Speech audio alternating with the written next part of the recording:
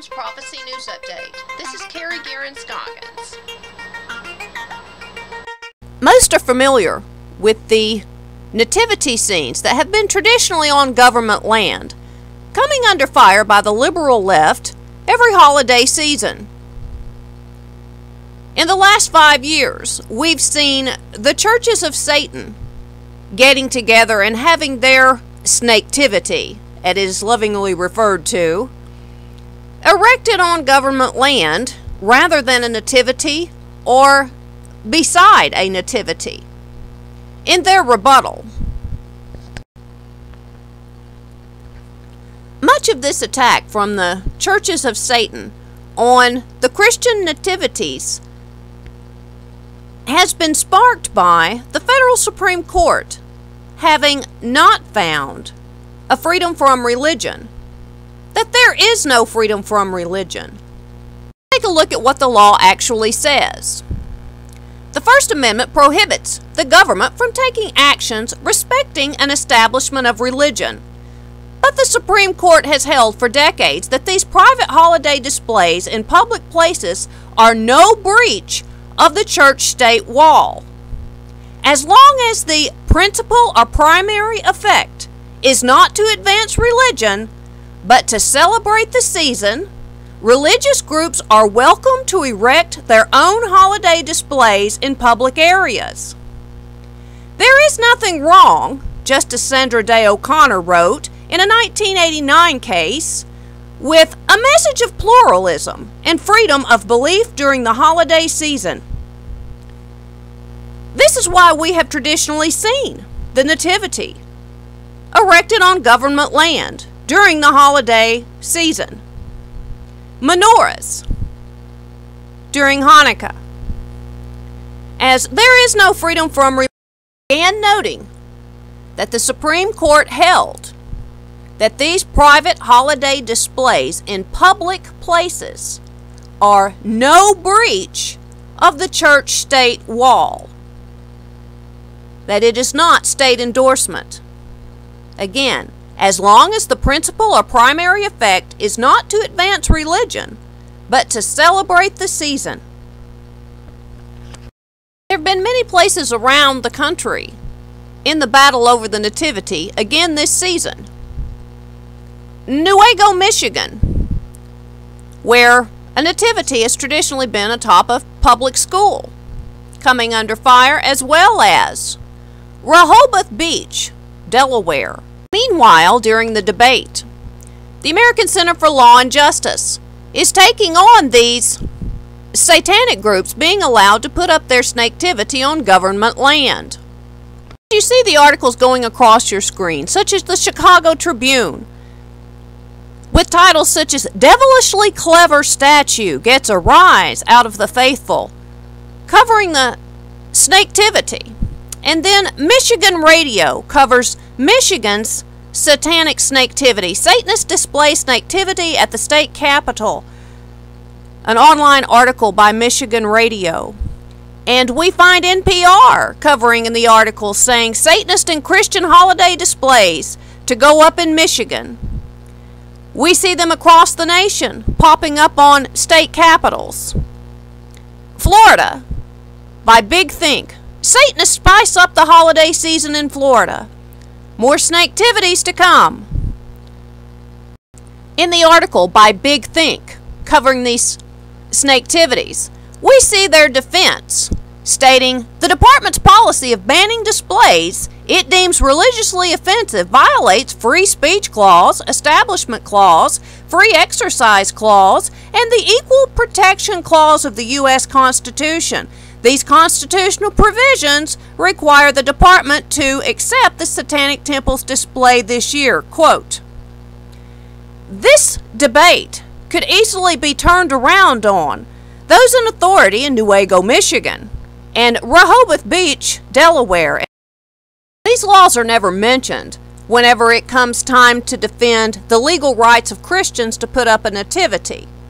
Again, let's reread these laws that were used by liberals to defend the rights of Satanists putting their snaketivity on government land. That would be Free Speech Clause, Establishment Clause, Free Exercise Clause, and Equal Protection Clause of the U.S. Constitution. These constitutional provisions require the departments to accept, and where it says Satanic Temple display should read Christian Nativity, equal rights, equal access, and freedom straight across the board, not for just those groups such as New Agers, Satanists, and occultists that the Democratic Party now sympathizes. We saw these same antics when the federal Supreme Court upheld the legal right of prayer in town meetings, even if it was Christian. The backlash, that which you see coming across the screen, liberal Democrats were angry enough to allow prayers to Satan opening town meetings. Note the article before you. Prompted by U.S. Supreme Court ruling, Florida Satanists wants to open meeting with prayer. Lake Worth, Florida, City Commission prays to Satan to start meeting. And we see this across the whole state of Florida, as well as in other states, where the anti-Christian hate is so strong, and they were so angry that they did not win their freedom from religion, angry that the town meetings could still have Christian prayer, that out come the Satanists. In this article you see on your screen, shock prayer. City calls on Allah, Zeus, Satan. Mayor commissioners walk out during invocation by atheist. And again, this was across the whole United States. It just seemed that there were more cases in more counties across Florida. We see that Baphomets have been erected on government land. That what you see on your screen concerning the one that was put up in Arkansas in the Capitol building or on the Capitol lawn. And the Baphomet that they brought to Detroit, Michigan to erect was moved to a warehouse and then moved on to Oklahoma. This article entitled, "The Satanic Statue Being Made for Oklahoma's State House is Coming Along Nicely." This was the same statue of Baphomet that had been erected in Detroit and then was moved to a warehouse where the Church of Satan does an invocation. They moved the statue to the Oklahoma City Capitol building lawn. There were a lot of news articles across the web and in the mainstream media concerning the Baphomets being brought out and put on government land.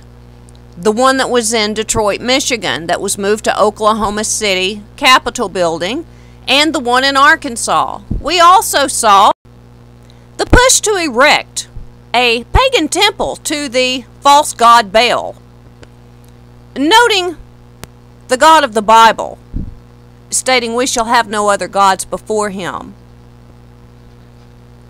The CBN article you see before you on your screen, Sign of the Times, Temple of Baal to go up in New York and London.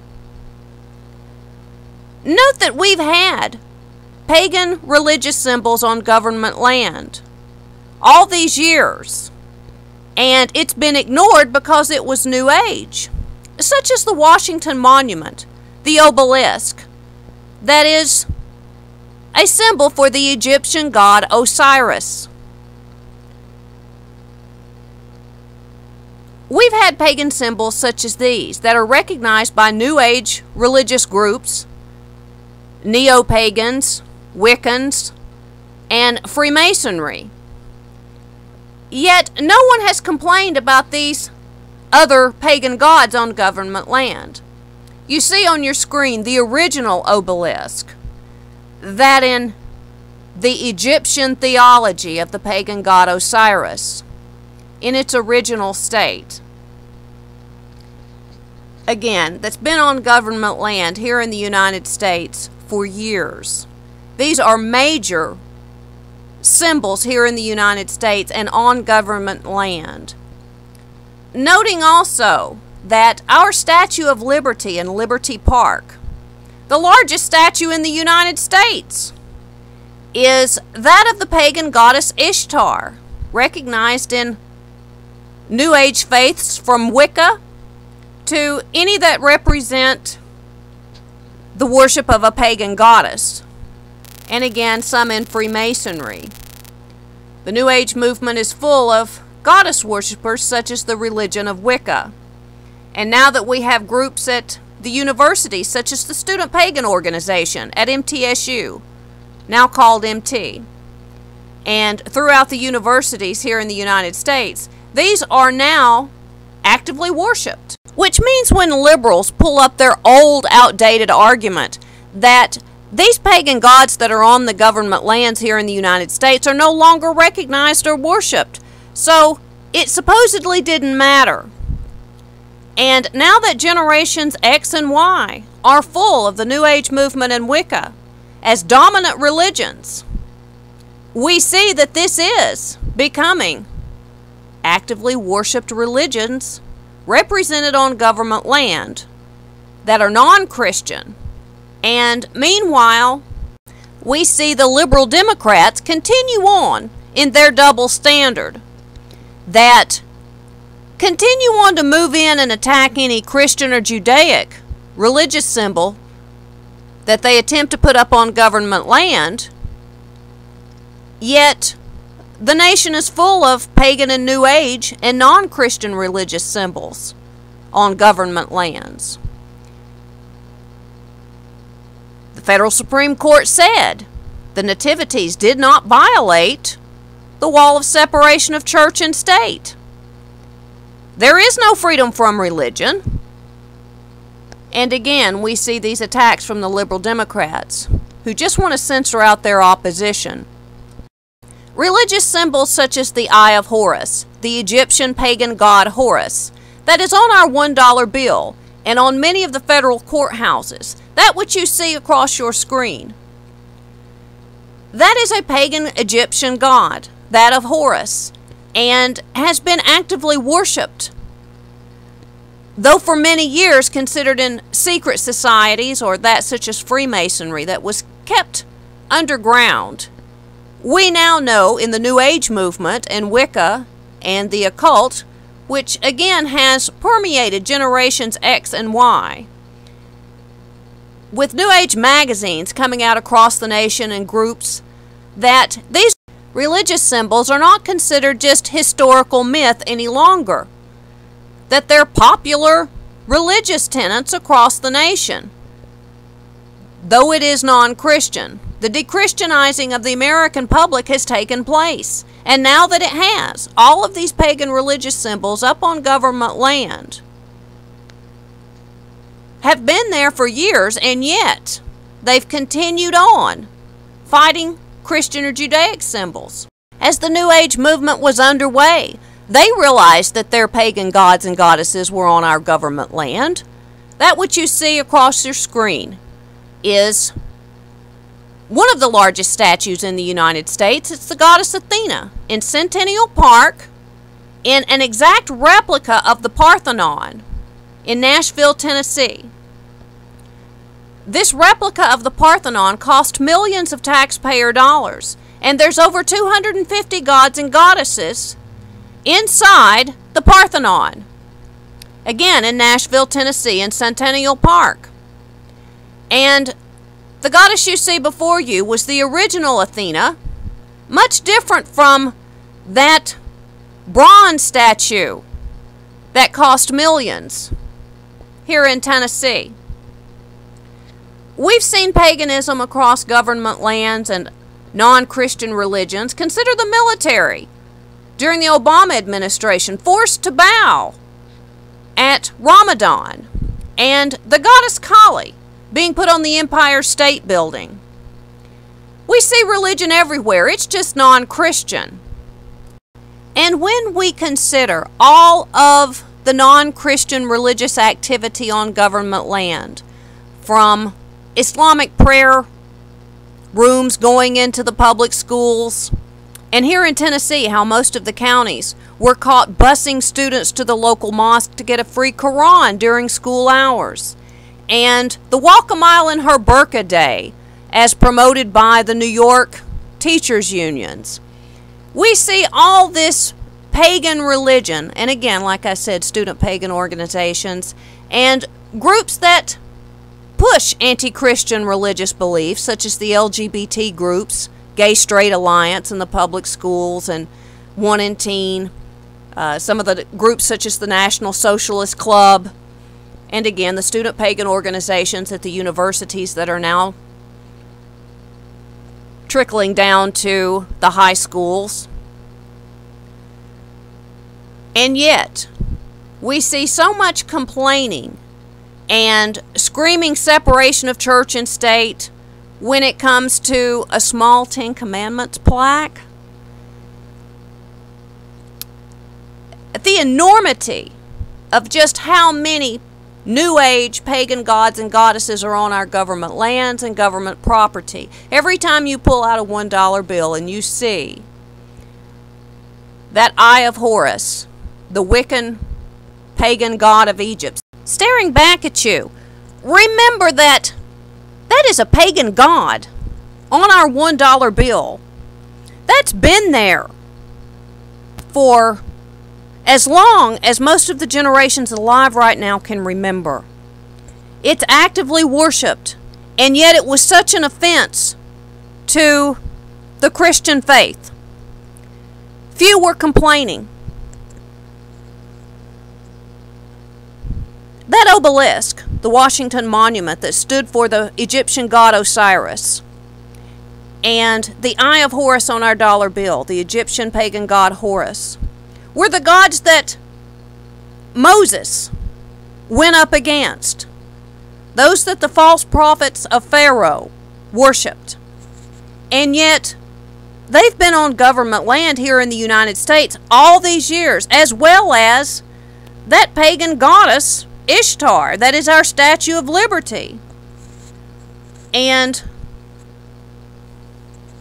yet, we see the New Age movement, the liberals, the neo-pagans out complaining that the Christians also want their symbolism on government land. The nativity that's at your local county courthouse or your public school has not been recognized as a nationally known symbol, such as the Washington Monument, which is the pagan god Osiris. It's an obelisk, an Egyptian obelisk. And there are also pagan gods and goddesses, mostly recognized as Wiccan goddesses, on the state seals across the United States. I even noticed when in downtown Nashville, the War Memorial Gym was covered in Egyptian pagan gods, non-Christian deities, making it that much more shocking that those to bring a lawsuit over the Ten Commandments debate here in Tennessee, in Murfreesboro in fact, were those of the Student Pagan Organization. And I know I mentioned this in my other video concerning this topic. There is no freedom from religion, Carrie, Geren, Scoggins, still found on YouTube. That I walked out the back door of the Murfreesboro courthouse with one of the members of the Student Pagan Organization and pointed at the obelisk there on the courthouse lawn and said, "Does that not represent Osiris, one of your pagan gods?" And he said, "Yes." And I said, "Yet you want to file suit if Christians or Jews want to put up a small Ten Commandments plaque." Again, it's the double standard. It's they only want freedom for their side and not freedom straight across the board. They've had their pagan gods and goddesses, their non-Christian religious symbols on government land all this time, and yet stood there complaining and filing lawsuits as if somehow they're going to be discriminated against if another religion outside of their own New Age neo-pagan religion is also allowed to be erected on government land. It's supposed to be freedom straight across the board. And you're not a libertarian until you support the legal rights of those that you despise. The legal rights of Christians. Moving on, we see that, again, The Federal Supreme Court did not define nativities as violating separation of church and state. Again, let's look at what the Federal Supreme Court again upheld in '89. That private holiday displays in public places are no breach of the church-state wall, as long as the principal or primary effect is not to advance religion, but to celebrate the season. Religious groups are welcome to erect their own holiday displays in public areas. There is nothing wrong, Justice Sandra Day O'Connor wrote in a 1989 case, with a message of pluralism and freedom of belief during the holiday season. Again, as we can see, with the mass amount of non-Christian religious paraphernalia on government land, from statues to even on our dollar bill, that there is no freedom from religion. And we can also note that from the Liberty Bell and the Bible scripture therein, as again there is no freedom from religion. My advice to you is to stand up, speak out, call your representatives, call the media, and remind them of these court rulings. Remind them of the non-Christian religious symbols up on government land in the very states where they're doing all the complaining concerning the fear of Christian religious symbols being erected, the fear-mongering. And remind them again, use the same argument that the liberals used to defend the Satanic temples display, the Snaketivity that you see on your screen. The department's policy of banning displays it deems religiously offensive violates the Freedom of Speech Clause, Establishment Clause, Free Exercise Clause, and Equal Protection Clause of the U.S. Constitution. These constitutional provisions require the department to accept, and where it says Satanic temples display, scratch that out and put Christian nativity, as it's freedom straight across the board. In closing, let me state, there is no freedom from religion. Our founding fathers opened and closed every session with prayers unto God, quoting from the Bible, a documented 15,000 times. They were both on government land and on the time clock as state employees. And indeed, this is proof that they did not imply that there was to be a freedom from religion. If anything, it was more the attitude of religion in your face. This has been another End Times Prophecy News Update. Carrie, Geren, Scoggins. Thank you for listening.